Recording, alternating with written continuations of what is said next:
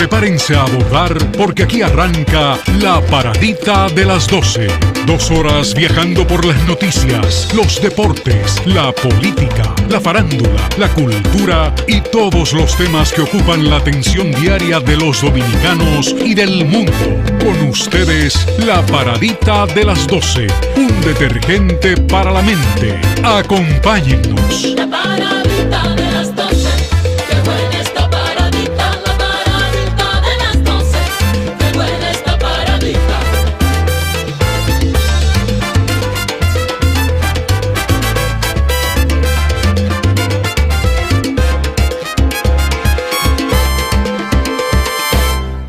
Saludos, buenas tardes, bienvenidos. La paradita de las 12 en el aire, siempre con una intención clara de servir contenido que aspiramos lleguen a todos ustedes de buena manera, lo reciban y les sea de provecho. Gracias por acompañarnos. Darío Cuba está presidiendo junto a mí este espacio. Bienvenido. Gracias a don Edel Cordero y gracias a todos ustedes por permitirnos entrar a sus hogares a esta hora todos los días. La idea es servir contenido que nos permitan construir un partido, un país. No traiciono la memoria. Sí. No, mi partido está presente, el PSC, en mi partido. Y ya está fundado. PSC. PSC, mi partido. Pero en mi país es República Dominicana. Sí. Dejémoslo ahí en el país. Está bien. Gracias, tenemos dos invitados en el día de hoy. Tenemos dos invitados especiales con Luis Felipe Cartagena. Vamos a conversar sobre arte que es una cosa que a todos alienta y que llena y regocija el espíritu, de manera que con él iniciamos nuestro programa dando la bienvenida y esperando que nos pueda ilustrar, nos pueda, digamos, orientar de la mejor manera acerca de las obras de arte. Muchísimas gracias, señor Edel Cordero, señor Darío Cuba. Gracias por permitirme dirigirme en este programa especial de La Paradita de las 12 a toda la teleaudiencia nacional. ¿Qué tanto ha prosperado esa industria en nuestro país de la comercialización de obras pictóricas? Bueno, yo le puedo decir que todavía en la República Dominicana el arte es virgen. Sin embargo, muchos galeristas que hemos comenzado hace ya una larga data, 25 o 30 años, hemos mantenido la constancia en el trabajo y hemos logrado, conjuntamente con los artistas plásticos, lograr éxitos tanto en exposiciones nacionales, en ferias internacionales, en el crecimiento no solamente del desarrollo de las obras de los artistas, sino también el crecimiento económico, que es muy importante. Nosotros como galeristas y como defensor del arte nacional, porque somos especialistas en arte dominicano, tenemos 4 galerías de arte en el país. Yo soy ingeniero de sistema, graduado en INTEC, pero Dios me puso en este camino y le agradezco a Dios que me ha puesto en el camino del arte. Yo antes de haber llegado ahí, yo quería llegar, digo yo, por el principio. Los artistas normalmente hablan que tienen talleres para pintar. ¿Cómo hacen ustedes para fortalecer las galerías? ¿Contratan artistas y lo tienen trancado en un lugar, comprándole pintura y comprándole los marcos para pintar? ¿O sencillamente la gente llega para comercializar allá y lleva sus obras? ¿Cómo se articula este negocio? Porque para una parte del público que nos ve, en mi caso, por ejemplo, ya yo conozco algunas formas de comercialización o de cómo hacer dinero con esto. ¿Cómo que se hace? ¿Cómo se articula? Bueno, en la primera parte de su pregunta, ya usted se refiere ahí a un contrato con un artista exclusivo, ya sea verbal o sea por escrito. Regularmente es mejor darle libertad a los artistas, porque usted puede hacer un contrato con un artista de X cantidad de años, como yo lo he hecho con artistas anteriormente, y hemos tenido la exclusividad de vender esas obras, desarrollar esas obras, inclusive sacrificando obras importantes, vendiendo primero obras importantes antes de vender una obra de ese artista que usted representa para darle más valor, sí, y haciendo las exposiciones del lugar. Pero básicamente el arte se desarrolla por la formación artística justamente de los artistas. Por ejemplo, en los años 70 se mandó una gran cantidad de artistas plásticos a Europa, a Estados Unidos, a su formación. Y hoy día, aunque muchos de ellos están ya fallecidos, tenemos grandes artistas dominicanos importantes, no solamente nacionalmente, sino también internacionalmente. Por ejemplo, Sí. Alberto Ulloa, que viajó a estudiar a España en el año 74 con la beca Rodríguez Urdaneta, quien Guillo Pérez, el presidente del jurado en ese momento, del presidente de esos artistas para enviar, Plutarco Andújar, entre otros artistas que fueron y se formaron internacionalmente y que nos dieron una gran facturación y que hoy día tienen un gran valor en el mercado nacional e internacional. Del catálogo de pintores dominicanos actualmente, ¿cuáles son los más cotizados? Bueno, uno de los más cotizados que falleció hace un año y pico es el artista Iván Tovar, quien estuvo radicado en París y que vendió una obra en la gran subastadora de la casa Sotheby en $250,000. Wow. Eso es un precedente muy importante porque eso va en una dirección ascendente a los fines de que en el futuro un artista dominicano tenga un gran valor en esa casa subastadora. Pudiéramos, También, si la pregunta le causa dificultad, pues sencillamente no la evade. Pudiéramos hacer un ranking de la clasificación de los artistas nuestros. Por ejemplo, fulano. Sí, fulano. incluyendo los que ya han fallecido. yo no tengo ningún problema porque si nos vamos a principios de siglo y hablamos de Necesito de Sangre, Celeste Bocejir y esos artistas, Darío Suro, Clara de Dejma, vamos a encontrar artistas ya que muchos de las generaciones de ahora no lo conocen los coleccionistas. Y el siglo XX, no se puede hablar de pintura en el siglo XX sin mencionar a Ramón Oviedo. Le voy a hablar de Ramón Oviedo, un gran humanista, un hombre autodidacta, un pintor extraordinario, quien hizo la última exposición individual, que no le llamó exposición, me dijo, quiero llamarle exhibición, en mi galería en el año 2012, en Galería Arte Chandler Malecón Center. Y justamente Ramón Oviedo se diferenció, con el respeto de todos los artistas, conmigo, porque él me dio un seguimiento constante, día a día me llamaba, y yo decía, Dios mío, por eso es que Ramón Oviedo es un gran artista y es tan grande, y es uno de los artistas también más cotizados de la República Dominicana, que con su forma de pintar abstracto, hizo tantas cosas. Yo recuerdo que Ramón, cuando iba a su taller en el Sancho Sama, me decía a mí, pon el cuadro como tú quieras. El cuadro está filmado aquí a la derecha, pero ponlo vertical, horizontal o inviértelo y tú le vas a encontrar sentido a la obra. Oh.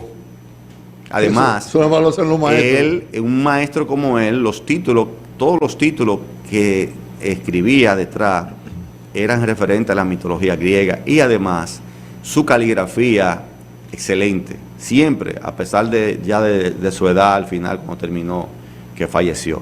Pero fue un pintor extraordinario que nosotros los dominicanos debemos sentirnos orgullosos de ese titán del arte nacional. Y de paso debo reseñar que Ramón Oviedo participó y estuvo entre los primeros, digamos, artistas que trabajó publicidad en el área de diseño. Correcto, así es. De diseño gráfico. Ahí comenzó él. Sí, yo sé de personas que eran compañeros suyos en el departamento de arte de algunas agencias, que muchos de sus dibujitos los guardaban. Así es, yo tengo un primo que tiene una agencia, otro amigo también importante que escribió un libro sobre Ramón Oviedo, que trabajaban en esa dirección. Y me hicieron la historia y vi obras que ellos tenían que compraban en esos tiempos. ¿Cómo la posteridad está valorando la pintura de Cándido Vidó?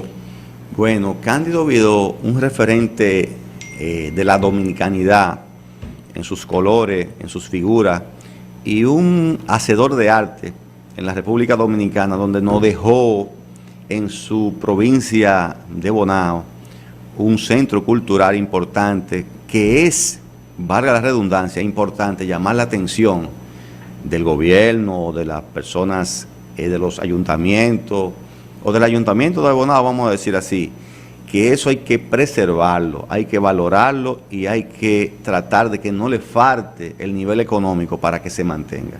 Porque de allí han salido muchos artistas importantes que fueron alumnos de Cándido Vidó, como por ejemplo Cristian Tiburcio, que también tiene un museo en Bonao, Diloné, y otros artistas que son ceramistas, pintores, y se han desarrollado en el país en la escultura y en la pintura. En el caso de Guillo Pérez, ¿cuál es la valoración que usted le merece? Guillo Pérez es un costumbrista también extraordinario, quien fue alumno de Giorgi Morel, un hombre sensible, amigo del amigo, un gran trabajador. Recuerdo, y voy a hacer un paréntesis ahí, que en el año 2006 yo realicé un concurso de murales que se llamó Male Consente 2006. Nosotros tuvimos 38 artistas donde hicieron murales extra grandes de 3 paneles, 102 pulgadas de alto por 306 de ancho. Y Guillo Pérez fue el presidente del jurado. Nosotros ahí dimos premios de 100 mil pesos en primer lugar, 50 mil pesos en segundo lugar, 25 mil pesos en tercer lugar. Y también hicimos 5 menciones de honor. Y Guillo Pérez quedó tan emocionado que en ese mismo año, en 2006, él hizo unos murales de ese formato en base a ese concurso. Pero Guillo Pérez, un gran trabajador, que no firmaba un cuadro hasta que no lo vendiera. Él firmaba un cuadro cuando ya lo tenía vendido en las últimas décadas de su vida. Y Guillo Pérez, un amante de la naturaleza, le gustaba ir a pintar a mi provincia, al Bretón de Cabrera, y pintaba esos paisajes acantilados con el agua del Océano Atlántico, bellísimo, en mi zona de mi provincia, María Trinidad Sánchez. Ha habido un renacer en las provincias, y ese es el viaje desde la capital hasta Cabrera, ya, y vi muchos murales en la entrada de cada provincia con los nombres de las provincias y de los municipios. Sí, esos son obras ya con los nombres, como dice usted, en base a cerámica, cemento, sí, pintura, que realmente le gusta mucho al transeúnte y a la persona de se los ha puesto municipios. De moda eso. Sí, correcto, igual que el Jardín Botánico, por ejemplo, que puso eso mismo. Sí. Y son alumnos, la mayoría que hacen eso en cerámica, de Cándido Vidó. De eso lo hacen la mayoría, alumnos de Cándido Vidó de Bonao, que tienen ese trabajo en cerámica. ¿Usted recomienda que las personas que tengan obras en sus casas, que la tasen? ¿Ustedes hacen ese trabajo? Nosotros somos tasador también, somos tasadores. Usted sabe que el arte es subjetivo, el arte tiene 3 tipos de precios, y el precio que usted le pone al valor a la obra, el precio que usted necesita vender ya, porque tiene una situación, y el precio de oportunidad. Depende de la situación de cada persona, pues va a poder vender a mayor valor su obra. Y es importante la autenticidad, la originalidad, porque mucha gente a veces compran obras en la calle y lamentablemente hay muchos falsificadores que le hacen daño y le venden una obra falsa a alguien en su desconocimiento, y luego tiene la mala situación de que su obra no cuesta nada. Por eso es importante acercarse a las galerías reconocidas, a personas que tengan nombre y que den garantía en ese sentido para que no sean estafados. El arte es importantísimo porque además de usted decorar su casa, es inversamente proporcional a la inversión de otras cosas, porque el arte aumenta su valor, aparte que usted decora su hogar y lo disfruta.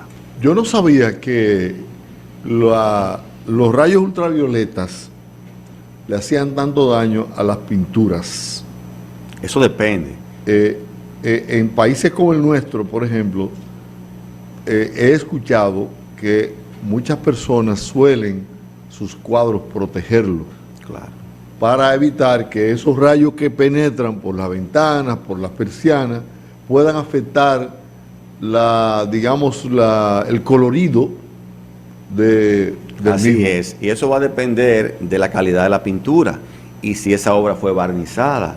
Porque, por ejemplo, en los años 60, 50, algunos artistas 70 usaban pintura de no buena calidad y esas pinturas se craqueaban o se pelaban o botaban parte de su porosidad, y si usted no le da un buen barniz a eso, pues entonces va a tener una situación de la que usted amerita, que dice que se va decolorando. Por ejemplo, aquí hay grandes restauradores que si una persona tiene ese problema puede llevarlo donde algunos restauradores del país a los fines de que sea restaurada la obra. Y eso es importante mantener ese legado de esa obra de arte. ¿Usted llegó a conocer a Tony Carpeco? A Tony Carpeco. Sí. Carpeco. Sí. Ese ya falleció. Él tenía un taller, no sé si todavía sus obras se exhiben en galerías o no. Bueno, Tony era un gran productor de obras y un gran dibujante. un gran dibujante, pero no tenía ese nivel que los artistas... No alcanzó ese nivel. Pero es muy buen artista. ¿Qué pasa con las obras del Conde? Que muchas veces hay tantas obras ahí puestas y uno como que no interpreta qué es lo que dice esa gente. Mira, eso es una pregunta muy interesante de su parte, porque una ley que presentó don Rafa Gamundi Cordero, quien es compañero de mi partido, cuando fue diputado, presentó una ley donde decía que el 80% del arte nacional debe ser expuesto y el 20% extranjero. En el área del Conde tenemos una situación que no va en esa dirección, porque tenemos más de un 80% de otro arte, de otra cultura, ese arte no es nacional, que no es nacional. Y eso es una situación que un turista o algo compra algo, yo respeto eso, ¿verdad? Pero se lleva un recuerdo que no es de nuestra cultura, que realmente, que no se corresponde a la cultura dominicana. A eso me refiero porque el código de comunicación que nosotros tenemos y lo que nosotros que tenemos, que somos hispanistas, tenemos en la mente, es lo que se plasma. Correcto. Por eso es que es tan diferente, por eso que uno no entiende. El folclore de nosotros es muy distinto a la costumbre de otros países, como lo que se están exponiendo aquí. Felipe, ¿sigue siendo el arte pictórico una expresión artística de élite o es un asunto de percepción? Sí, eso es verdad, porque la mayoría de personas que tienen arte tienen que tener poder adquisitivo, aunque usted tiene también la posibilidad de comprar un arte diferente. Ya la clase media baja puede comprar un arte de un pintor ascendente, un pintor emergente, que sea bueno, que comenzó a vender barato, que usted puede invertir, pero no todo el mundo tiene esa visión, porque a veces alguien que no tiene la educación en arte, que no tiene los conocimientos, simplemente compra un cuadro para ponerlo ahí y decorar una parte, que tiene la posibilidad o que le dan un plan de pago, y eso existe. Hay muchos vehículos que venden arte así en un plan de pago. Y hay personas que utilizan la compra de buenas obras de arte como inversión, como Claro. para preservar su inversión. Es que el arte, bueno, yo le puedo decir, hablando ya en términos de gobierno, ojalá y algún gobierno algún día de nuestro país ponga los ojos en las artes. ¿Por qué? Porque tenemos grandes artistas aquí que nosotros podemos revalorizar y que en el futuro podríamos pagar hasta deuda externa, hasta interna, con las artes nacionales. Pero para eso hay que tener un enfoque, hay que tener una voluntad, hay que hacerlo. Y yo entiendo que es algo muy importante para las artes nacionales, aunque aquí estamos desarrollando ya lo que es la ley de mecenazgo cultural, que ya se aprobó y que se va a comenzar su aplicación, y eso va a traer un respiro. Ley de mecenazgo cultural. Eso va a traer un respiro a lo que es la clase artística, no solamente en el renglón de las artes plásticas, sino también a los merengueros, la gente de danza, los poetas, todo el que tenga un proyecto que le interese al Estado podrá aplicar para que el Estado de una manera u otra financie, con la excepción que se le va a dar a los empresarios de un 2.5% de los pagos de impuestos anuales. ¿Los artistas plásticos pueden vivir cómodamente de sus obras? Siempre y cuando trabajen con seriedad y sean constantes. Ahora, Bueno, Sí, claro. sí, siempre y cuando trabajen con seriedad y sean constantes, porque es muy difícil cuando usted le compra una obra a un artista en X pesos y usted va a otro lado y le cuesta menos X pesos, entonces usted se va a sentir engañado, de manera que se siente mejor cuando usted compra algo en X pesos y usted va y dice, pero mira, cuesta más, y usted se motiva y puede entonces seguir invirtiendo en arte. yo decía ahora, Darío, porque había una época en que gente que invertía en obras conscientemente, sabiendo lo que estaba haciendo, aprovechaba algunas situaciones de crisis de algunos pintores, y esa era la ocasión para darle cualquier cosa por una obra. Eso siempre ha existido. Es decir, en una época en que los cuadros se vendían a la flor. Inclusive por intercambio. Habían artistas aquí que hacían intercambio hasta de ron por obra de arte. Sí, claro. Yo conozco artistas que perdieron dinero muy importante, pero muy importante en obras en algunos casinos también. Y también es otro problema. muchos de Esa es ellos una situación complicada. cayeron en esa ambición por producir, cayeron en la repetición. Y te hacían un cuadro y eran como una fábrica de cuadros. Muchos artistas, de acuerdo a su iconografía, quizá usted no lo pueda ver, pero la mayoría de los artistas que tienen su iconografía, uno cree a veces que es el mismo cuadro y no son iguales. Usted lo pone uno al lado de otro todo y se diferencian en algo siempre, porque eso no es una proyección, eso es a mano alzada, y la mano alzada no le va a permitir hacer la cosa igual, al menos que usted quiera intencionalmente hacer una copia de una obra que le piden que usted vendió, en caso de que usted lo quiera hacer, pero la mayoría de los artistas no hacen eso. Finalmente, por mi parte, yo sé que hay muchas serigrafías que son prácticas, se ven muy parecidas a las obras de arte. Y hay obras de arte que no son realmente auténticas.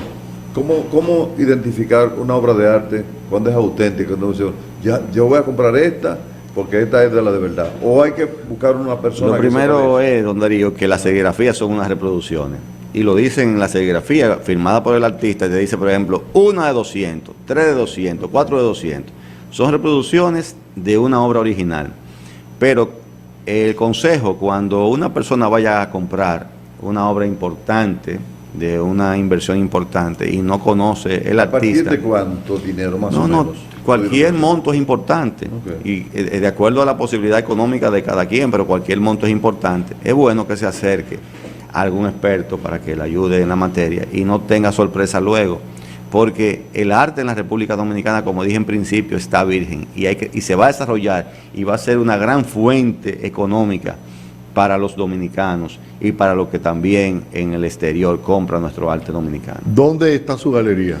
Tenemos 4 galerías en el país, una en Malecon Center, en el segundo nivel, Galería de Arte Chanel, otra en el ensanche Quisqueya, tenemos una que fue un apoyo cultural que le hice a mi provincia del año 2004, en el municipio de Nagua, trabajamos por cita, en la avenida María Trinidad Sánchez número 3, y tenemos una en Bávaro Punta Cana, que también trabajamos por cita en esa zona.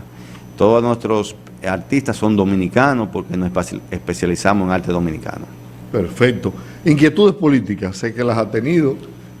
Sabemos de la relación y vinculación que tiene con el PRM, fruto de su origen político al lado de Atoy de Cans. ¿Cuáles son sus aspiraciones? Bueno, mi ¿Las ha vinculación, expresado en algunas ocasiones? mi vinculación con el PRM por mi partido, el Partido Revolucionario Socialdemócrata, del cual yo soy vicepresidente nacional y el cual he sido 4 veces candidato. Las aspiraciones mías es que el país marche bien, como va ahora mismo, que va bien, que se siga eliminando la corrupción, que las cosas se hagan correctas, no importa qué gobernante la haga. Las cosas correctas se aplauden independientemente del gobernante que sea de turno. Y para mí es importante el desarrollo tanto de la formación educativa como económica de mi país. Y yo veo que el gobierno de Luis Abinader va por buen rumbo. Muy bien.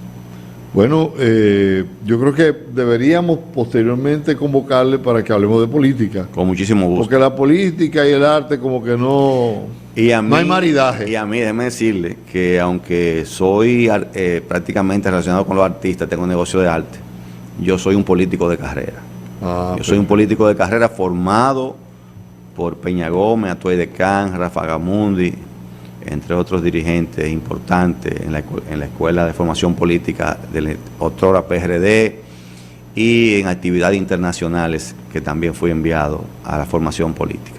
Bueno, entonces nos costará externarle una invitación para una oportunidad posterior en la que solamente vamos a hablar de política. Con muchísimo gusto, y estoy muy agradecido. Y seguro que la gente lo va a valorar más porque la gente no tiene mucha afición por la pintura.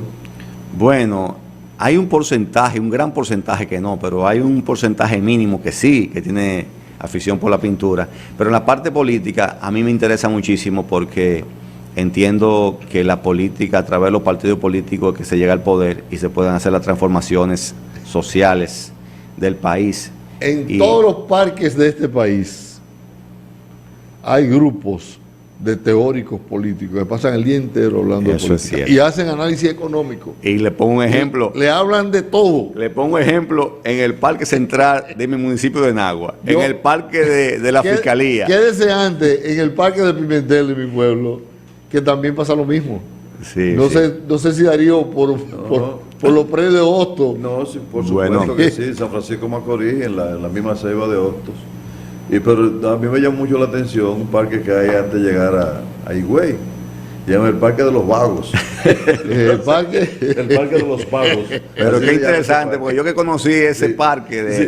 de Pimentel, porque Ah. pasaba cuando me iba a Nagua por Cotuí, por la Claro, carretera vieja, pasaba por claro. Pimentel. Además que la familia Crucé de Pimentel, lo conocí. Reinaldo, todo. Aníbal, Manolín, a Luis, Rino fueron y profesores. Luis Crucé. Luis y Rino fueron En paz profesores míos, descanse. en paz descanse, fueron profesor mío en el Colegio Salomé Ureña en Nagua. Todos vinculados no solamente a la Al educación, béisbol sino al también. deporte. Sí, y además fue manager mío de béisbol, porque yo jugué AA en mi provincia también. Ah, no me digas. Así es. Bueno, pues ya habrá temas, Yo habrá lo que creo temas. que seguro ustedes le han dicho que sea familia de Franklin Almeida, ¿no? En ¿A algún mí? momento, sí. La verdad que sí. Me ¿Verdad lo, que me Sí, lo han dicho. tiene un parecido. Me lo han sí, dicho, tiene sí. un parecido. ¿Cómo lo que han dice? Como un celaje. Sí. Me lo han dicho. Tiene un Bueno, parecido. le agradezco muchísimo esta oportunidad que me dan y con muchísimo gusto cuando me inviten a que hablemos de política, los temas nacionales, pues estamos a la Sí, disposición. para que traiga el toro negro. Así, toro, lo sí. traigo con mucho orgullo, con mucho orgullo. Así será. Gracias, Luis. Gracias. Muy amable. Gracias. Y gracias por venir y la invitación está abierta. Gracias. Hacemos una paradita al regreso. Aquí está Miguel Otañez, también está Villano de León y hay temas, pero por pipa, así que no se muevan.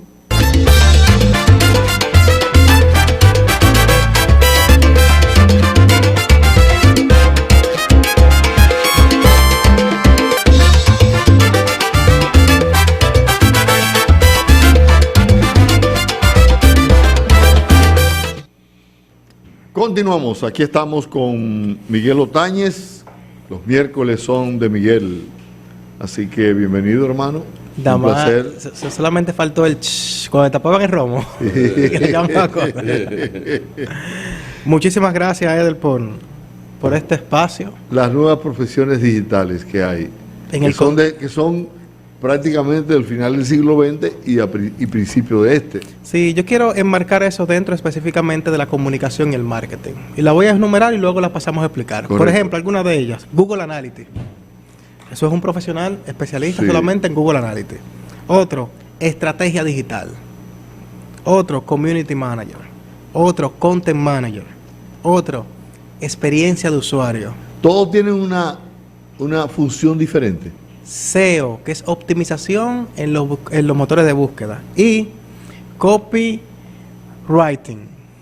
Bueno, el copywriting ya es muy amplio. Sí, todos son especializaciones en el área de comunicación digital. Hablo del copywriter porque ya hace mucho tiempo, que se utiliza el copywriter en publicidad. Y es el mejor ejemplo de que la tecnología necesariamente no descarta, sino que adopta lo necesario y lo mejor de un área y lo lleva al entorno digital. Eso ha pasado, por ejemplo, con esa área. Ahora, ¿qué ha pasado, por ejemplo, con Google Analytics? Google Analytics ahora no solamente le dice a la gente qué debe publicar, cuándo lo debe publicar, sino también le dice cómo lo debe escribir. Por ejemplo, Que es esencial. Por ejemplo, en el periodismo antes te decían, no, hay que titular de una forma precisa, porque ya con el titular la gente debe estar informado. Por ejemplo, te decían, falleció un importante cantante, una estrella. Todo el mundo dice, se apagó una estrella de la canción. Te dicen, eso no se puede titular así para periodismo digital. Hay que titularlo como la gente lo está buscando, como la gente lo buscaría. Se murió fulano de tal, Murió sin el portier. por ejemplo. Simple, así, breve. Simple, porque es de la forma que te dice los buscadores, que es el comportamiento de búsqueda de los usuarios. Por eso es muy importante tener un especialista en Google Analytics, que ese es que te va a decir, primero, si tu página web está funcionando, y segundo, ¿cuál es el provecho que tú puedes sacarle a toda esa data que te genera Google, tanto de otros usuarios como de tus usuarios? Entonces, eso es solamente un especialista. Y hay gente que se especializan en eso. El otro, por ejemplo, No, ajá. Discúlpame, quedándonos ahí mismo, Sí. pero eso es medible, obviamente. Por eso es que Google lo hace. Lo mejor de Internet es que absolutamente todo lo que pasa en Internet es medible. A diferencia de lo que pasaba en los medios tradicionales. Sí. Por ejemplo, había gente que te escribían. Decía, bueno, ¿cuántos ejemplares de ese libro? No, yo, 100.000 ejemplares. Digo, 100.000 ejemplares del libro. Pero una sola persona quizás te compró 500. Y tú piensas, no, 500 personas han comprado. Tú no tienes cómo medir eso, por ejemplo. Sí. Salvo una encuesta con todos los márgenes de errores que eso supone. Pero cuando Google Analytics te dice que 5 personas leyeron una publicación, usted puede subir al cielo y contárselo a Cristo que así fue. Pero, entonces, bueno, dice, la televisión clásica, la radio clásica, FM, AM, la AM que llega más lejos que la FM, que a veces, yo que vengo de la radio, uno decía, la emisora que más se oye, la emisora que sé yo qué, porque 4 gente llamaban y ya uno entendía que ya uno se había graduado. Era como un cliché. No, bueno, que ya uno se había graduado y que ya uno estaba bien parado. Entonces, ¿qué va a pasar con esto ahora, hoy día? Porque ya hoy día una emisora de FM no es medible, una emisora de AM no es medible. No, es medible. Lo que no es 100% fiable. No, esa, yo digo esa información. porque ni siquiera se sabe cuánto están escuchando esa programación, por ejemplo. No, porque por el general lo que te hacen es que te establecen un promedio, como hacen las encuestas. Dicen, bueno, tu universo se supone que son 2 millones. Bueno, pero vamos a tomar una muestra de ¿cuánto que dicen? 1.200, por ejemplo. 1.200. 1.200. Es confiable. Sí, que es confiable, con un margen de error de menos de un 5% para que todavía sea, ¿verdad? Y con un 98% de confiabilidad. Todas esas escaramuzas verbales que utilizan quienes preparan esas cosas. Entonces tú dices, bueno, se supone que esta, dentro de ese universo que yo escogí, es la más escuchada. Pero eso no deja de tener muchos sesgos. Ahora, hay aquellos también que hacen radio o hacen televisión para ellos. Es decir, bueno, yo tengo este programa, yo lo produzco y pongo los contenidos que a mí me interesan, entonces yo supongo que eso es lo que verdaderamente le gusta a la gente. Ahora, si tú trabajaras en función del comportamiento de la gente y lo que la gente está demandando, tú quizás cada día tuvieras un contenido diverso. Esa es la diferencia y por eso es que las cosas en Internet son cada vez más precisas. Ahora, dentro de esa precisión pueden haber también imprecisiones, porque el comportamiento también tiende a variar mucho más rápido. Eso también te hace, antes por ejemplo, y es el que viene del mundo de la publicidad lo sabe, tú ponías en marcha una campaña con un presupuesto de 5 millones de pesos para un trimestre. Medios tradicionales, tú colocaste tus vallas, tú colocaste radio, tú colocaste televisión, tú colocaste encartes, pero resulta que al cabo de los 3 meses te dicen, mira, pero las ventas se mantuvieron, si ese era el objetivo. Las ventas se mantuvieron, tú no vendiste nada aquí, o sea, eso no tuvo ningún efecto. Ahora, si tú lo haces en digital, tú desde la primera semana puedes comenzar a medir y tú dices, bueno, mira, esto no está impactando directamente en las ventas o en el objetivo que yo le establecí y tú puedes detener. Pero cuando tú haces un contrato y tú colocabas, por ejemplo, un mes de publicidad aquí en La Paradita, tú no venías la semana de que, mira, Darío, que no se está vendiendo, vamos a retirar el comercial. Pero si tú lo haces en los medios digitales, tú perfectamente sí puedes hacer eso. Pero entonces, es que tu exposición me lleva a otro escenario. Ahora resulta entonces que esas campañas clásicas que hacíamos con vallas, con afiche, con todo aquello, ya eso quedó prácticamente, porque ya tenemos conocimiento que después de 15 días, una valla, un afiche, comienza a formar parte del entorno, que la gente no le hace caso. ¿O sí? ¿O ya todo eso ya no lo vamos a utilizar? Eso es así, pero... Este tipo de recursos que son de exterior son soportes de recordación de marca. Claro. Son muy útiles aquí y en toda parte del mundo para tener presencia y mantener el top of mind de las marcas en el público. Pero Por eso son soportes cuando no teníamos esto, porque ahora resulta que no. cuando tú hablas de su No, celular, lo que pasa es que cuando, aquí. si vas conduciendo en un vehículo, no miras al teléfono. No. Y además, miras hacia adelante. tú- Y ahí te puedes encontrar con esa publicidad outdoor. Y el costo, exactamente, y el costo es un costo que cuando tú lo multiplicas o lo divides, es un costo fabuloso, muy bueno, muy económicamente útil. Sí, además. Basta yo- con que tú pongas un logo, si es reconocida la marca, ya la gente... Además hay algo importante que hay que entender. Y es que, a pesar de que se habla de una universalización de los medios digitales, hay que decir que no todo el mundo tiene acceso a los medios digitales. Por eso Facebook te está invirtiendo millones de dólares para conectar a todo el planeta a Internet, porque su negocio es que la gente esté conectado. Correcto. Entonces, hay una brecha digital que mientras tanto no se salve, la gente necesita y las marcas necesitan esa publicidad outdoor.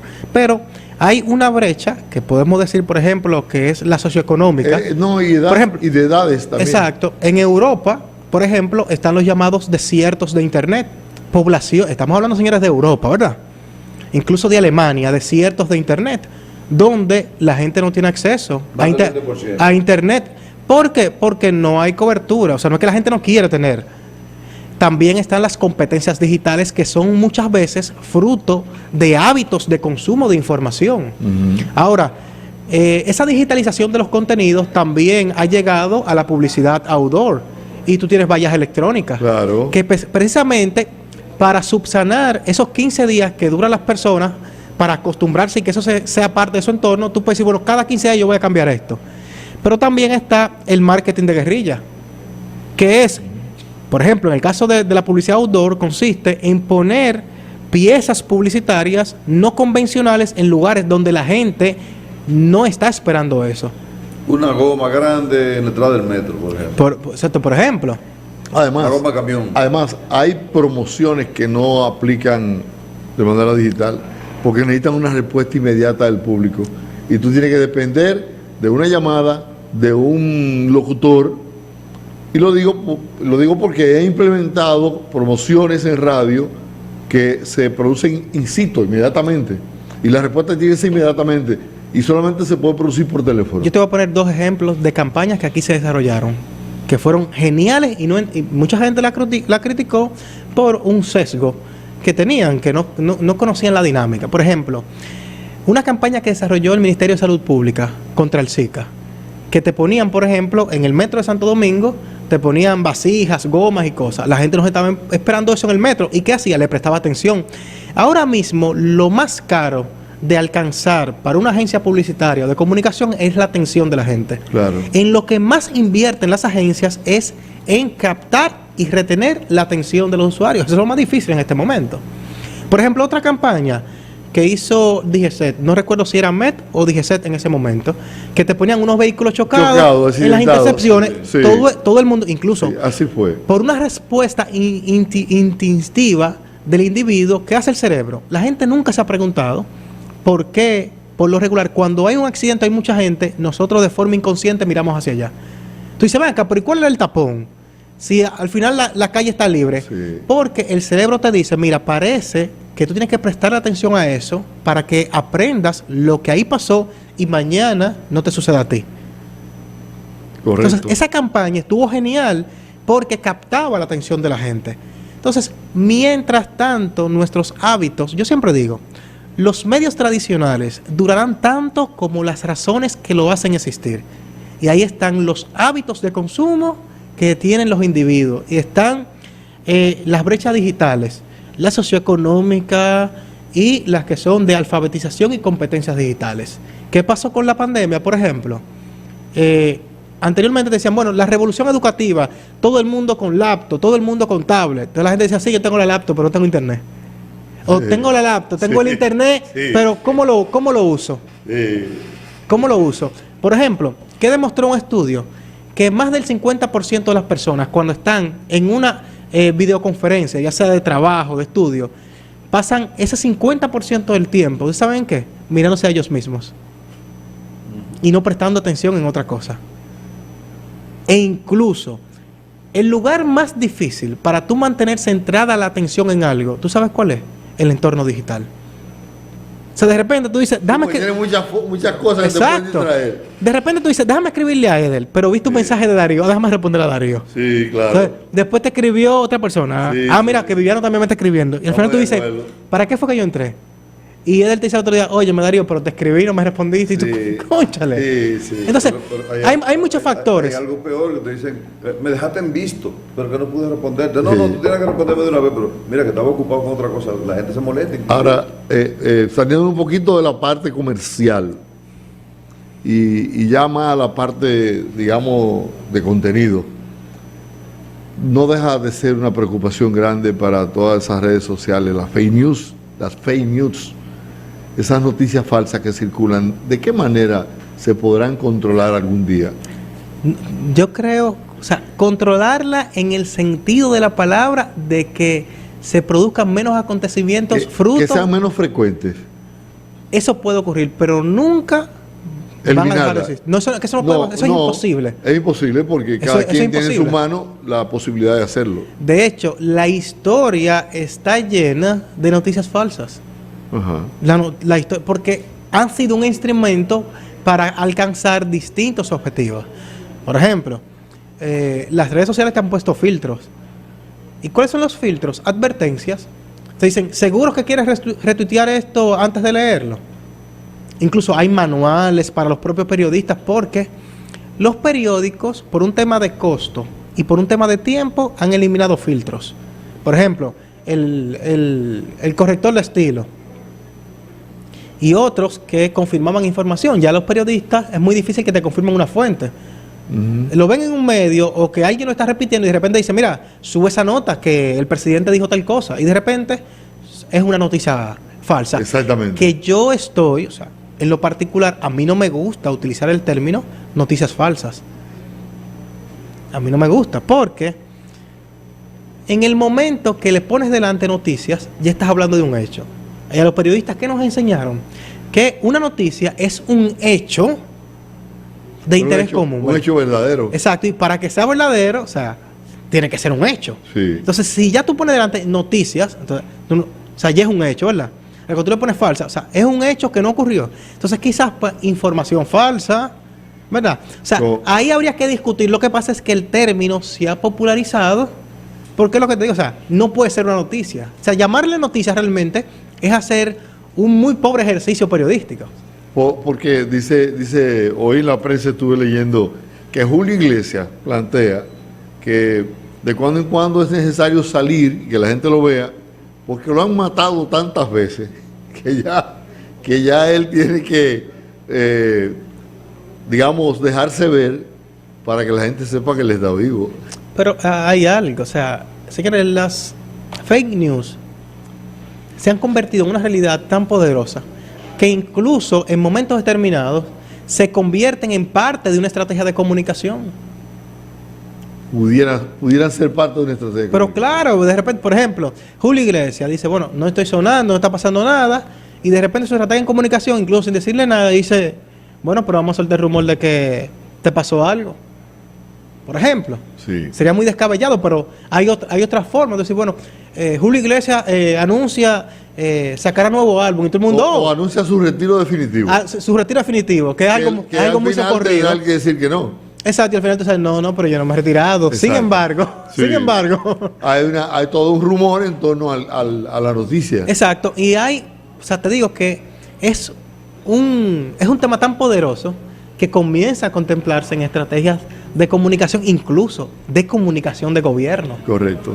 Son estrategias que son no santas y no oficiales. O sea, no están escritas en ningún manual, ¿verdad? Nadie lo escribe en un plan de comunicación o de marketing, pero todos sabemos que pueden ser utilizadas. Bueno, vamos a hacer una paradita y al regreso seguimos hasta las 2, ¿qué te parece? Adelante. Aunque a la 1 vamos a tener a Ezequiel Molina hablándonos de economía, como todos los miércoles. Y nada, Miguel me podrá acompañar para que desarrollemos el tema con Ezequiel. Adelante.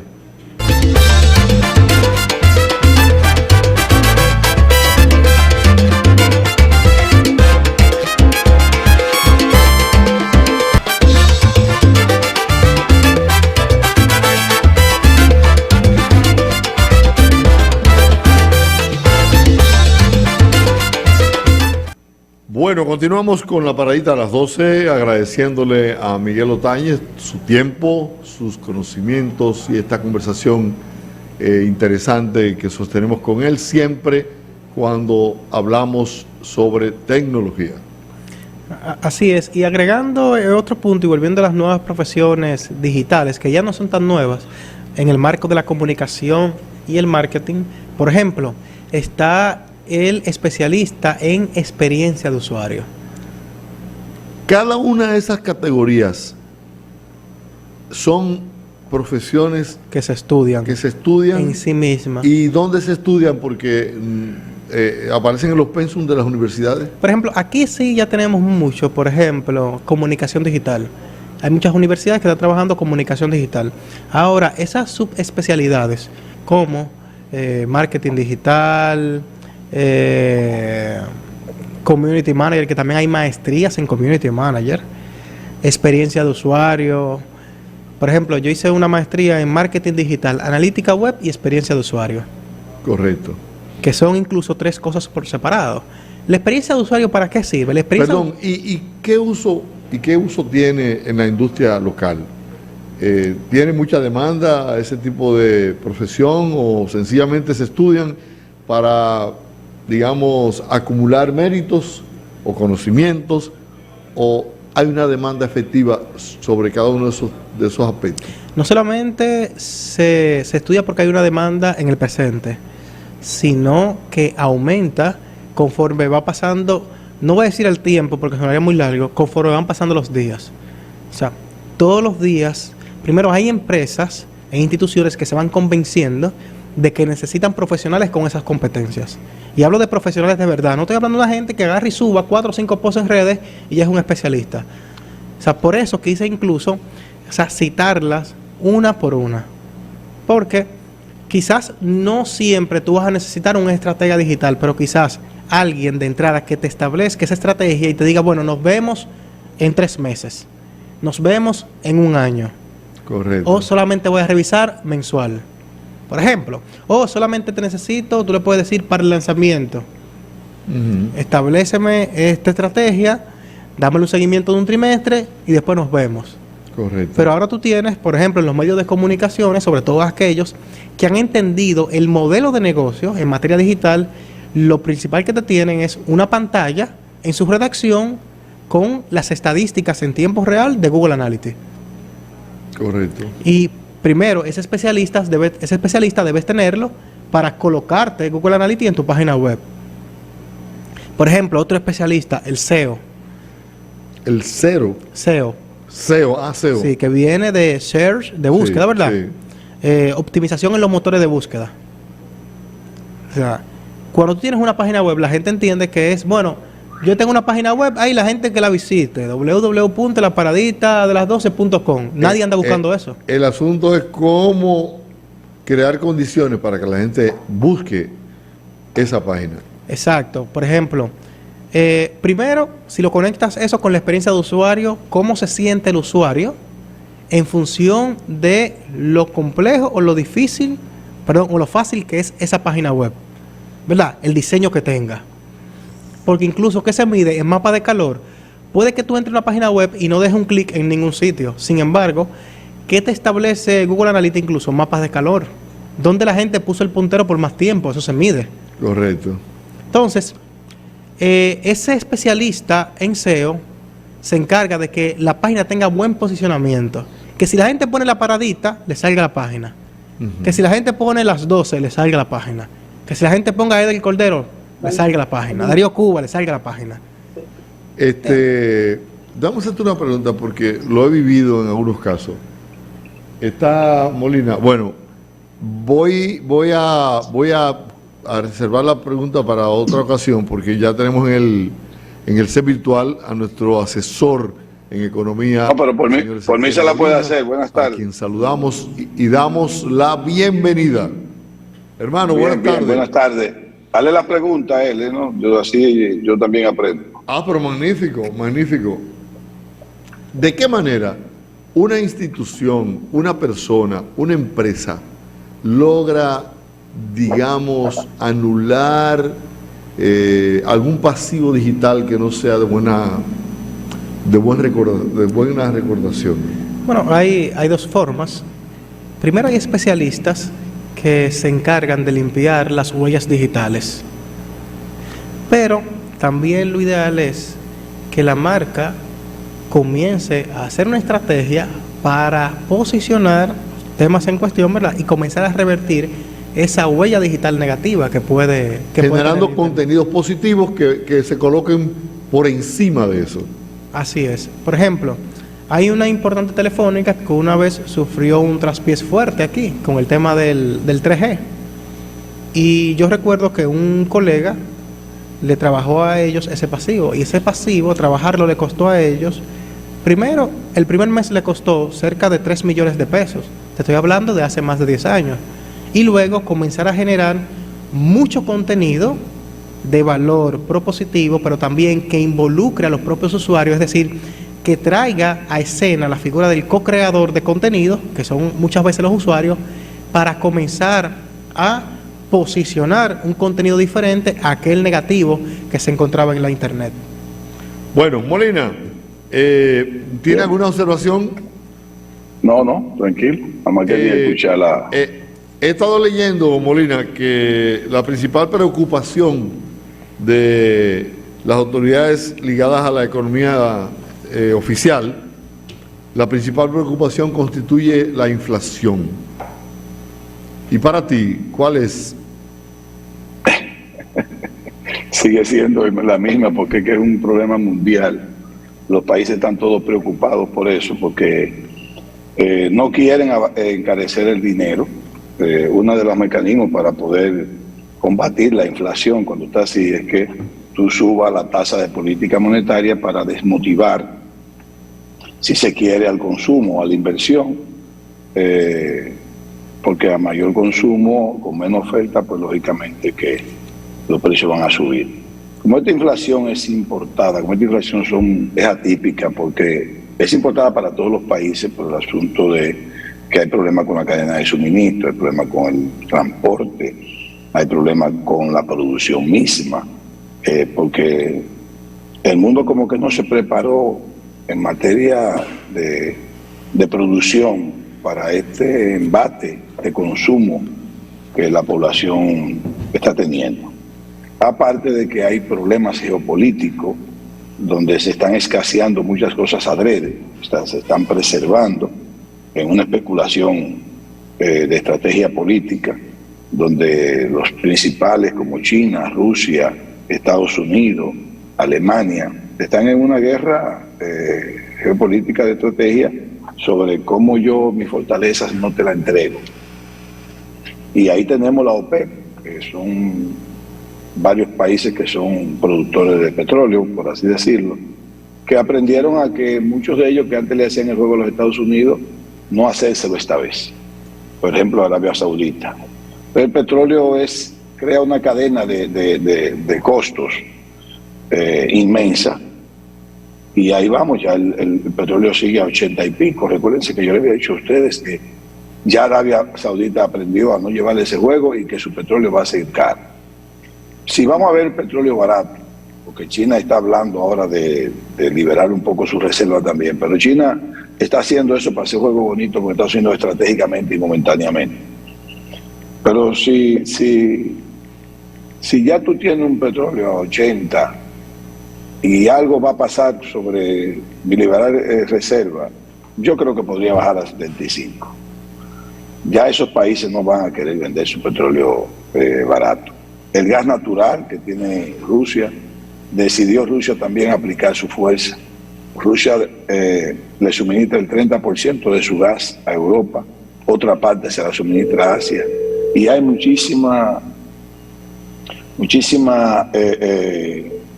situaciones que se están dando entre ellos que va a peligrar un poco lo que es los precios bajitos. Por eso la inflación se va a mantener.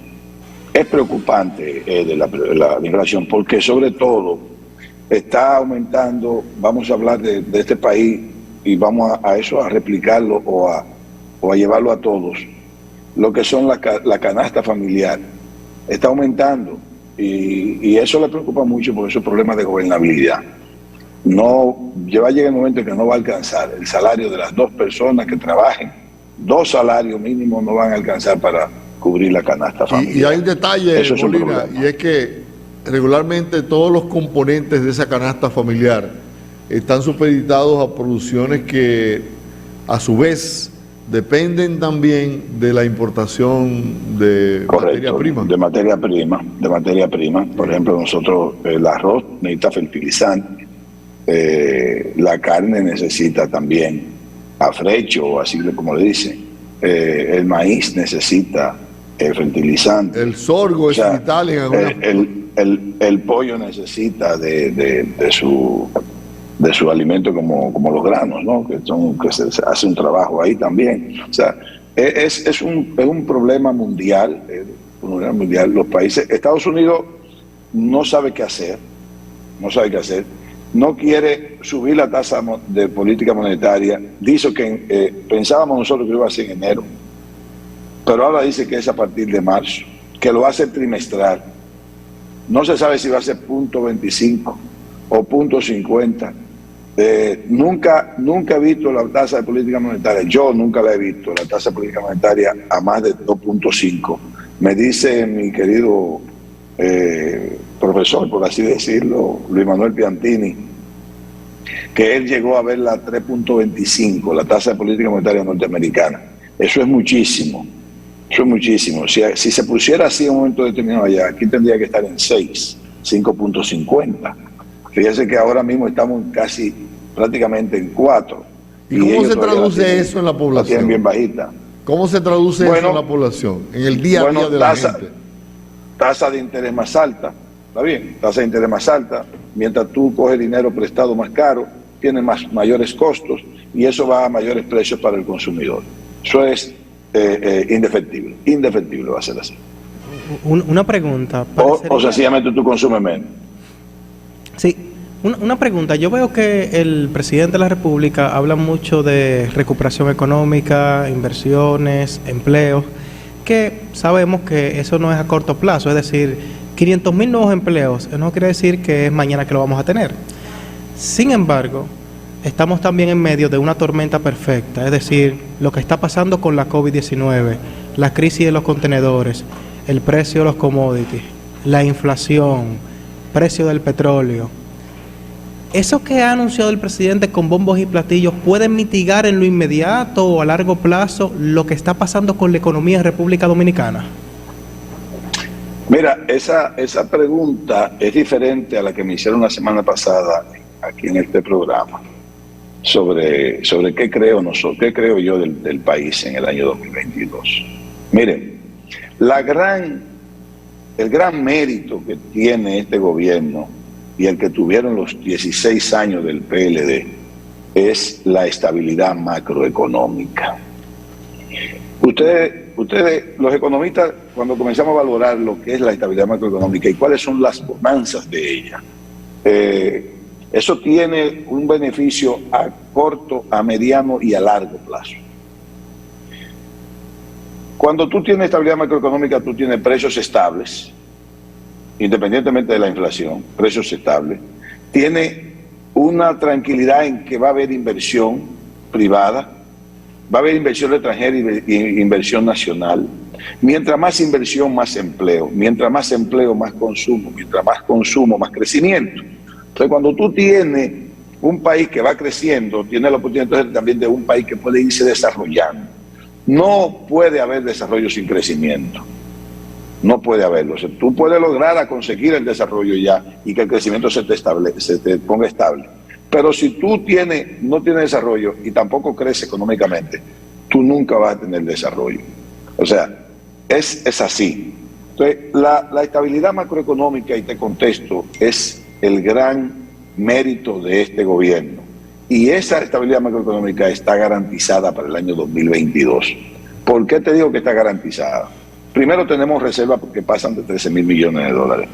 Tenemos garantizado, por así decirlo, a menos que no haya un desastre natural, tenemos garantizado más de 5 millones de turistas de nuevo. Mira que estoy poniendo poco, porque ya 5 lo tuvimos. en este país seguro que el turismo llega a 6 millones, mínimo llega a 6 millones de turistas.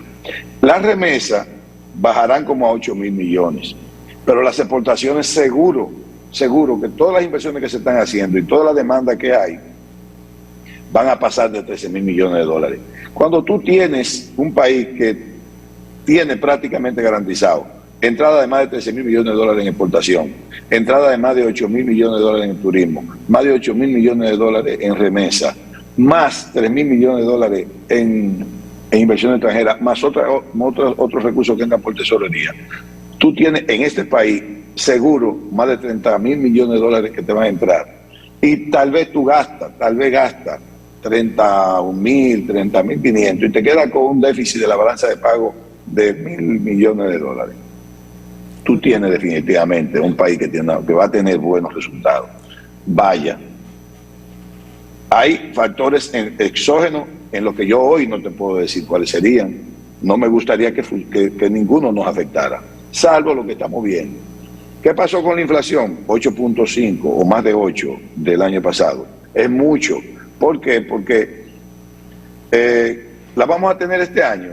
No me parece. Me parece que la inflación nuestra va a estar entre 6, 6.5 máximo. Lo importante es que en una de las cosas que uno que mide con la inflación es que no se conviertan las tasas en tasas negativas. Por ejemplo, si tú tienes un dinero en el banco que te están dando un 6 y la inflación está en 8.5, tú tienes tasa negativa porque tú ni siquiera cubriste con tu recurso el valor real. No tiene valor real esos intereses. Te contesto y te resumo. Las declaraciones del presidente son válidas porque el gobierno hizo en el año 2021 toda una buena nota económicamente, se fortaleció para reservar o preservar el año 2022. ¿Qué le faltó a este gobierno?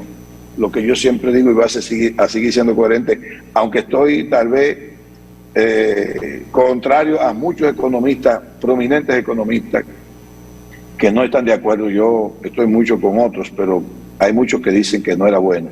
Había que hacer un cambio en la reforma, en el sistema fiscal. Había que hacer un sistema fiscal. Es el momento de hacer el cambio del sistema fiscal, pero eso no lo veremos hasta el 25 y eso es una gran amenaza. Entonces, tú sabes que por lo regular los periodistas y aquellos que no estudiamos economía vemos la economía como que 2 y 2 son 4, como una función matemática, y a veces lo analizamos de esa forma. Eso es lo que menos tiene la economía. ¿Perdón? Lo que menos tiene la economía es que 2 más 2 no son 4. Exacto. Entonces, lo que no sabemos de eso lo vemos de esa forma y a veces hay cosas que nos confunden. Por ejemplo, tú tienes un país que está recibiendo muchas inversiones.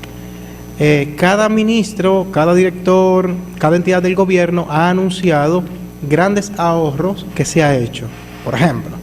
Pero entonces después te dicen, pero necesitamos X cantidad de millones de dólares prestados. Y tú dices, pero si estamos ahorrando, si estamos recibiendo ingresos, ¿para qué son los préstamos? Entonces, sería bueno uno entender por qué pasa eso. A mí en lo particular me confunde, pero como no soy economista, te digo, quizás estoy haciendo un ejercicio mentalmente, matemático, que eso es lo que me lleva al error. Sí, este país tiene el gran problema de los préstamos, que aquí cogemos prestado para pagar préstamos. Eso es una barbaridad. Aquí debemos coger prestado para producir dinero. Cuando tú coges prestado para producir dinero, llévalo a una empresa privada o a un proyecto privado. Un empresario coge un préstamo de cantidad X para ampliar su almacén, ampliar su flota, comprar más inventario, ampliar su mercado o sencillamente expandirse en materia de productos. En vez de vender 5 ítems, vende 10, coge prestado. Pero va a vender más. Con esa mayor venta tú vas a ganar más y con esa ganancia que tú vas a pagar tu préstamo. En el tiempo, cuando pagues el préstamo, ya tú tienes más capitalización del trabajo, más mercado, tienes mucho más porcentaje de mercado y tienes más capital de trabajo ya propio porque lo pagaste con tus beneficios. En el caso nuestro como país, comenzamos a coger prestado y ya se coge prestado para pagar los préstamos. Los gobiernos cogen prestado porque se le van venciendo los préstamos año por año, entonces cogen el dinero prestado de nuevo para pagar esos préstamos que se están venciendo y cogen algo más, que eso sí también es malo. O sea, yo no solo ahora estoy cogiendo préstamos para pagar los préstamos porque no tengo capacidad para pagarlo con mis propios recursos. Pero además de todo, si necesito 2.500 millones de dólares porque se me va a vencer el préstamo para intereses y abono de capital por 2.500, cojo 3.500. ¿Por qué?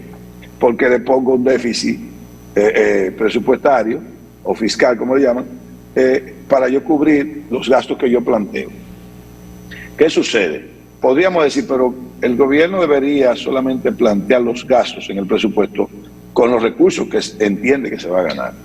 Pero sucede que las necesidades que tiene este país son mucho más grandes que los recursos que tiene el gobierno, la capacidad del gobierno para recuperar recursos vía tasas fiscales y tributarias.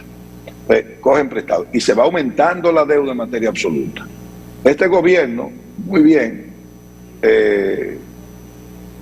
se felicita a sí mismo, y lo felicitamos también, en que bajó la deuda porcentualmente con relación al Producto Interno Bruto. O sea, ya nuestra deuda está en 49, no estaba en 63, porque el Producto Interno Bruto de nosotros creció mucho, un 12%, pero en términos absolutos creció. O sea, nosotros debemos más en el 2021 con relación al 2020. Porcentualmente, con relación al Producto Interno Bruto, es más bajita, pero es mucho mayor absoluto. O sea, si yo debía 50.000 millones de dólares, ahora debo 55 o 54.000. Aunque ese porcentaje, dividir 54.000 entre el Producto Interno Bruto, es menor que el que yo dividía antes, los 50.000 que tenía antes, con el Producto Interno Bruto anterior. O sea, así sí. Pero yo nunca he medido, y a mí nunca me ha gustado valorar la deuda por el Producto Interno Bruto, sino por mi capacidad de pagarla. Y este país tiene muchos años que no tiene capacidad de pagar su deuda, a menos que no coja dinero más prestado. Y va a conseguir dinero hasta un poco barato este año, porque con una economía como la que va a presentar, le da mucha seguridad al que está bien, todo el mundo le presta. A los acreedores, sí, de prestarle, porque hay mucha confianza. Sí. Pero realmente el dinero se coge para cubrir esos gastos. Y esos ahorros que tú dices, eso no es más que un error y una estrategia del gobierno. Yo siempre le he criticado, este gobierno no hizo inversiones públicas teniendo el dinero. Y se quedó como sobrante en caja. Ahora lo van a usar este año. Ahora, Molina, la verdad es que a un país pobre le cuesta mucho poder desarrollarse sin tener que coger prestado. Pero es que yo no critico la deuda, el economista que critica la deuda entonces tiene alguna falencia de haber interpretado lo que es esa materia de las deudas. Las deudas son buenas, coger prestado es bueno, pero ¿para qué? El uso. Tiene que saber para qué va a ser, exactamente. Correcto. O sea, si es para gastarlo, no sirve. Es como que tú y yo digamos, mira, no tenemos dinero, pero vamos a coger un préstamo para irnos para Arabia Saudita. Exacto. Oye, tú y yo no tenemos capacidad para ir a Arabia Saudita, simplemente. Entonces, si tú vas a coger dinero prestado, es para tú y yo tenemos un proyecto que en vez de viajar a Arabia Saudita sea para crear una empresa, una publicitaria, claro, traer una mercancía y venderla. Y con el dinero que nos ganemos no vamos para Arabia Saudita, Eder. Pero claro, aquí no. Aquí cogen dinero prestado ya para pagar la deuda, porque todo el dinero que cogieron anteriormente fue para cubrir y para invertir cosas que eran improductivas. Molina, la gente aquí coge dinero prestado para irse un fin de semana a un resort. Sí, claro. Claro, eso. Y para comprarse relojes también. Sí, eso son... Sí. Eso no. Que los préstamos de acá debieron ser siempre para fines de proyectos de producción, empresa que produce todo el dinero, siempre y cuando no se use de politiquería, proyectos agrícolas, proyectos agropecuarios. El gobierno pudo haber hecho de todo eso y con todo ese dinero que se gastara, pues perfectamente pagaba los préstamos. Aquí pudieron haber incluso hasta cogido dinero para explotar su propia riqueza de oro. Pudieron haberlo hecho. Bueno, pero está bien, quisieron mejor buscar un contrato de una empresa que tiene mucha experiencia. Entonces, eso hay que ver también cuáles son los contratos que se hacen. Creo que el contrato de la Barri está muy bien hecho, pero creo que el dinero, lamentablemente, que deja la Barri no está usado como debe ser para el futuro. para el futuro. Aquí en el tiempo nos vamos a quedar sin oro y sin riqueza de ningún tipo de una riqueza que haya sido que sustituya esa. Molina, No hay. ¿has estudiado a fondo el contrato de fideicomiso para las plantas Punta Catalina? Mira, públicamente confieso que lo he leído 2 veces y no sé si es mi falta de capacidad para entender. No lo entiendo bien. No lo entiendo bien. Hay aspectos que no entiendes. A mí personalmente, no sé si con fideicomiso o no, a mí personalmente no me gusta nunca, no me gusta la idea de atentar contra ese bien público. Aunque se ha dicho, las autoridades han señalado, incluyendo el ministro de Energía y Minas, y el propio presidente de la República han dicho que en ningún momento se ha hablado de enajenar el bien, de darle participación a nadie, que todo lo que se va a manejar allí estará bajo el dominio del Estado y que todos los beneficios serán para el Estado, etcétera, etcétera. Bien, yo no te lo puedo criticar completo, ni observar, porque político no entiendo bien el contrato. Tendré que leerlo 2 o 3 veces más. Ya lo he leído 2 veces y no lo he entendido completo. No sé si es que a mi capacidad es un contrato muy complejo o que simplemente es complejo. O sea, no sé si es que es complejo o es que yo lo veo complejo. No puedo hacer una crítica objetiva sobre él. Ahora, sí puedo hacer la observación de que a mí no me gusta la idea de atentar contra ese bien. Ya el presidente anterior, Danilo Medina, intentó vender Punta Catalina y a él le aconsejaron funcionarios que estaban muy cerca de él. Eso lo supe después de haber salido ellos del poder. De que le aconsejaron que no inventara con eso, porque se había hecho como una especie de sondeo y la población entiende que eso es propiedad del Estado dominicano, por lo tanto es propiedad del pueblo. Y es muy sensible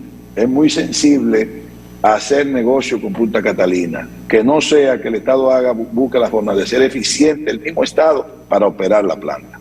Ahora bien, donde mejor ha sido la operación y la administración de las plantas eléctricas, que son parte del Estado, es cuando están administradas por el sector privado, siendo el Estado 50% dueño. Y hay muchos ejemplos ahí. Itagua es un ejemplo, Jaina es otro. O sea, me parece que hay que buscar una alianza, y si el fideicomiso lo da, porque lo de yo no lo he entendido todavía, reitero. Pero si es para hacer lo mismo que ha sido con Itagua, con Jaina, pues yo estoy de acuerdo.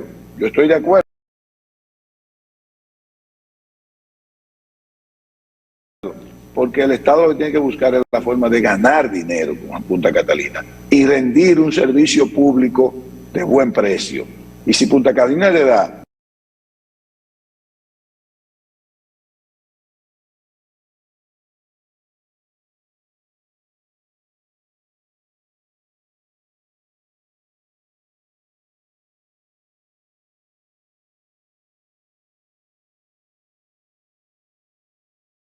dueño de industria o de proyectos que dejen beneficio, no puede salir de ellos porque le está dando beneficio. Ahora, cuando te deja pérdida, porque tú eres ineficiente como administrador, véndela para que le deje al sector privado su dinero. Pero creo que si hay una alianza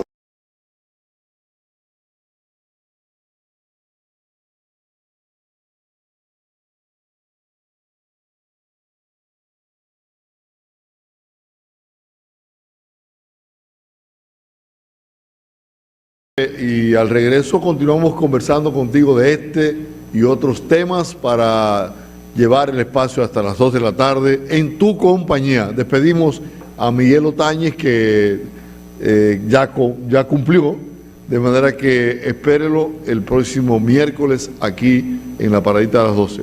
No se muevan, una simple paradita y regresamos.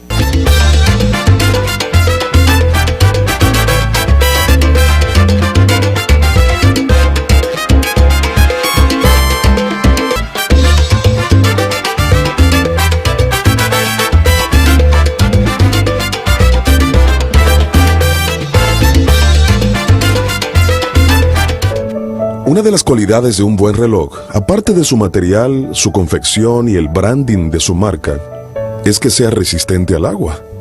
La resistencia se define como la capacidad para resistir esfuerzos y fuerzas aplicadas, adquirir deformaciones permanentes o deteriorarse de algún modo, pero sin romperse.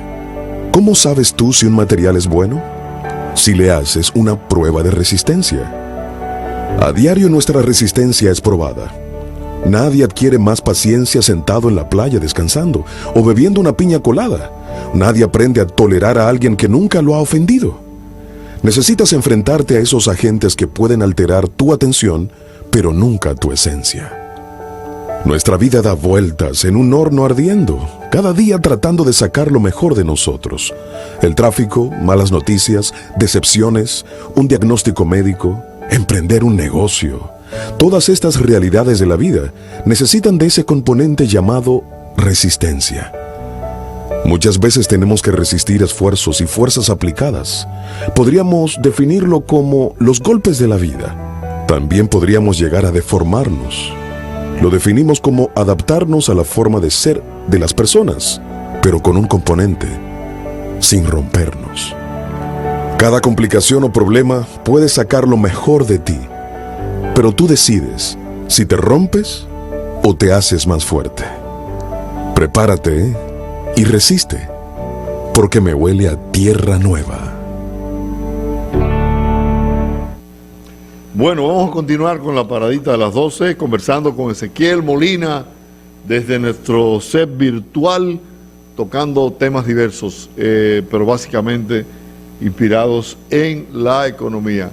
Estaba leyendo, Ezequiel, hoy un artículo publicado por nuestro amigo Sergio Forcadell, que a su vez felicitaba a la Universidad Autónoma de Santo Domingo porque al parecer a partir de ahora va a incluir comunicación en todas las carreras que se imparten en dicha universidad. Yo también felicito a la UAS, sobre todo porque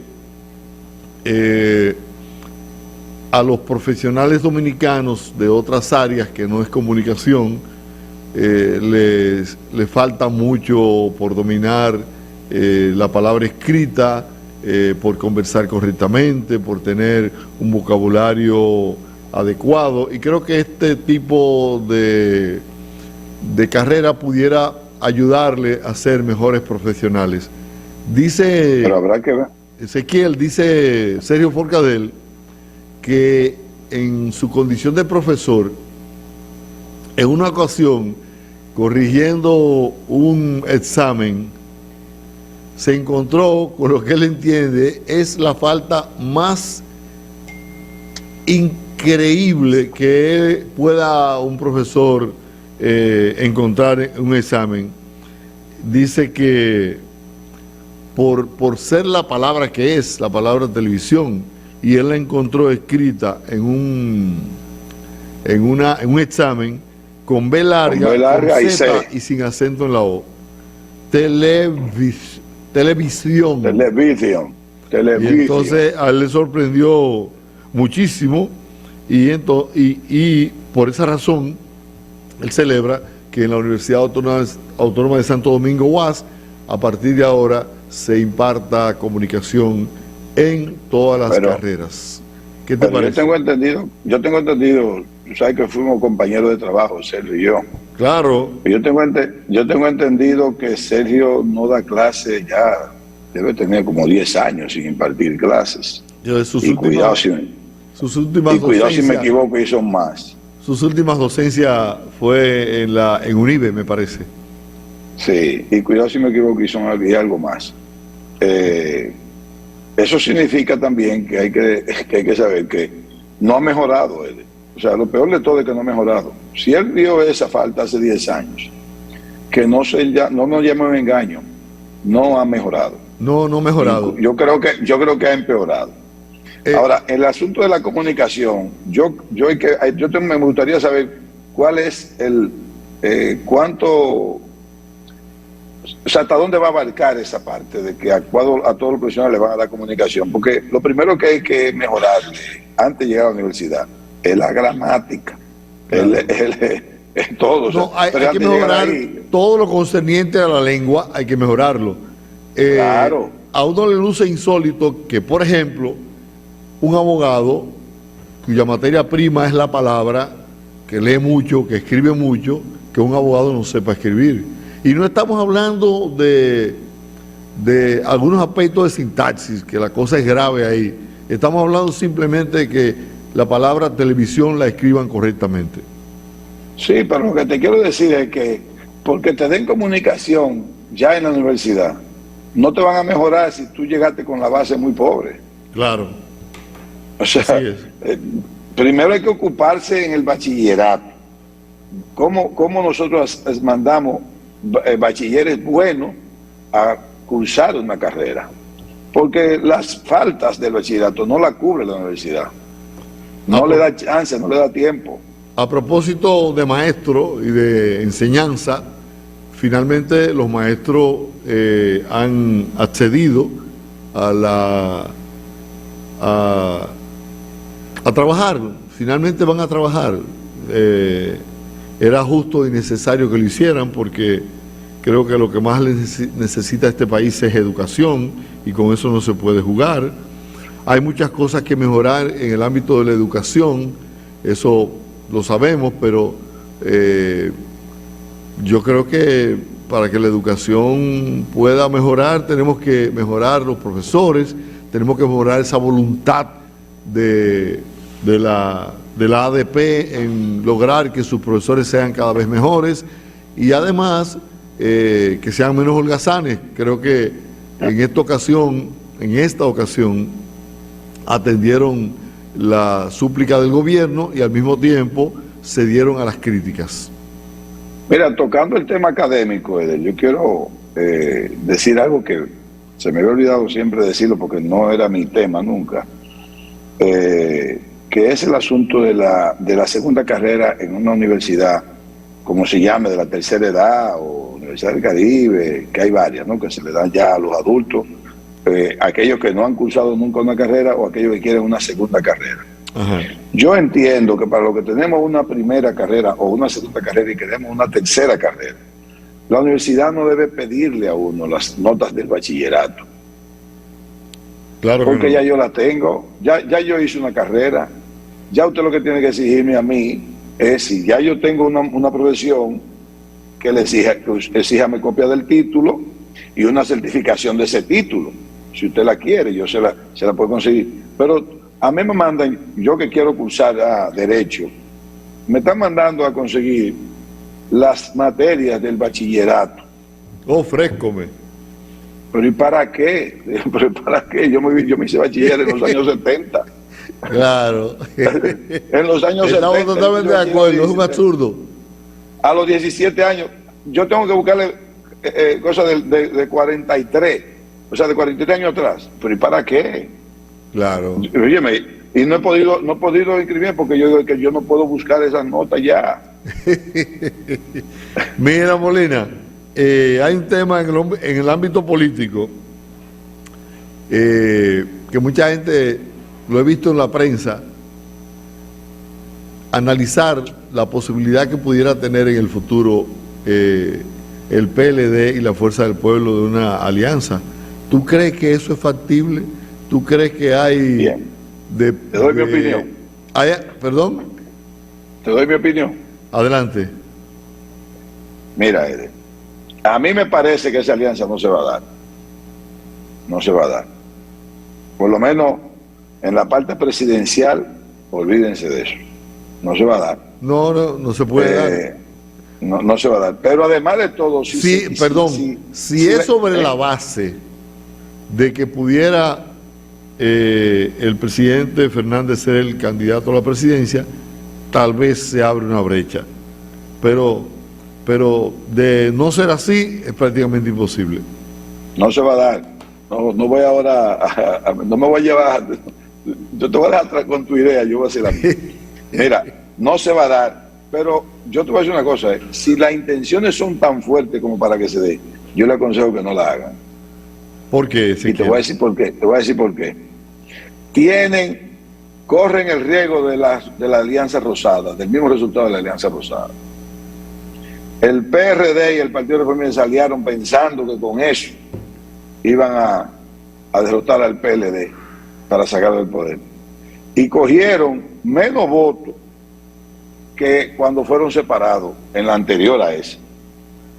Y eso significa que ellos al final lo que labraron su camino, araron el camino, lo labraron, para decirle a la población lo pequeños que ellos eran. Ajá. Y se quedaron así, y así se quedaron. Yo entiendo que el PLD tiene que seguir corriendo solo, la Fuerza del Pueblo correr solo, y que si no gana, decir, bueno, que no nos liamos, separados siempre vamos a perder, o perdimos otra vez separados, pero dejan la duda de que ellos pudieron haber ganado. Pero ¿y si pierde esa alianza? ¿Y si pierde esa alianza? ¿Qué le van a decir? ¿Cómo lo van a interpretar el pueblo de ellos dos, como dos partidos? ¿Cómo lo van a interpretar? Bueno, yo no estoy diciendo que pueden perder, yo no estoy diciendo que van a perder, yo estoy diciendo que pueden perder juntos. Pueden perder juntos. Porque muchas veces las alianzas no suman, a veces las alianzas restan. Sí. Porque hay un grupo de gente que dice que yo no estoy de acuerdo con la alianza, me voy con otro. De ambos partidos puede suceder eso. De ambos partidos. Bueno, o sea, a mí no me gusta. A mí me da la impresión de que hay suficientes intereses de un lado y de otro que van a impedir que esa alianza se pueda realizar. El PLD tiene mucha gente aspirando a la presidencia, que ya se ha lanzado. Hay ya nombres que figuran, más de un nombre que figura entre los aspirantes a la nominación, y por tanto no van a transigir, y son figuras muy importantes de ese partido. Lo propio pasará en el ámbito de la Fuerza del Pueblo, porque ahí hay un candidato que ya se sabe quién es. Por tanto, eso crea una distancia insalvable. Me da la impresión de que eso no será posible. Se demostró en las elecciones pasadas que la población no quiere candidatos en su mayoría de muy adultos, con muchos años. Quieren candidatos jóvenes. Los candidatos tienen que ser jóvenes. No todos, pero a la población le crea motivación de voto a candidatos jóvenes.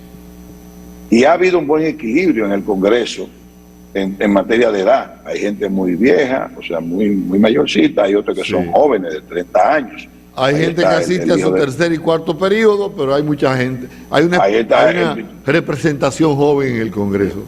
El diputado de La Vega, por ejemplo, 30 años, 31 años. El hijo de Leonel Fernández, Omar, es joven también.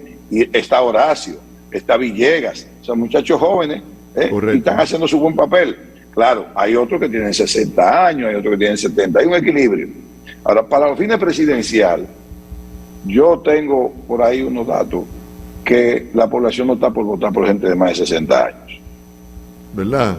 O sea, el candidato presidencial que va a ganar el año que próximo, o viene la reelección, que no tiene 60 años y no tiene 53, o el candidato que gane, o los candidatos posibles no deben pasar de 60 años porque no van a ser bien acogidos. Van a ser bien acogidos. Yo sé que el presidente Leonel Fernández es un hombre que sería un lujo para un país tenerlo como presidente. Ha sido un lujo, ha sido buen presidente, fue buen presidente. Es un político que le suma mucho a este país en cualquier plano, en cualquier país. O sea, tú lo pones al presidente Leonel Fernández como representante nuestro en cualquier escenario y va a ser una persona que aporta, porque es una persona con muchísima capacidad, muchísimo conocimiento, sabe comunicar, sabe armonizar. Pero creo que para fines de ser candidato presidencial no la tiene bien, porque la población no está por votar. No es valorándolo a él, él tiene buena valoración. No, es la edad. Tú dices que es una actitud de rechazo colectivo A la hacia edad. aspirantes a la presidencia que A la tengan edad. X Exacto. edad. Mire, el sistema político nuestro, gracias a Dios, está preservado porque el PRM tiene, después de Abinader, quien venga va a ser más joven que él. Quien venga, no sé quién va a ser. Se especula, pero yo no voy a tomar no voy a agarrar esa especulación. En el PLD hay muchos también. Y los partidos como el PLD y la Fuerza del Pueblo tienen que comenzar a renovarse en las posiciones electivas.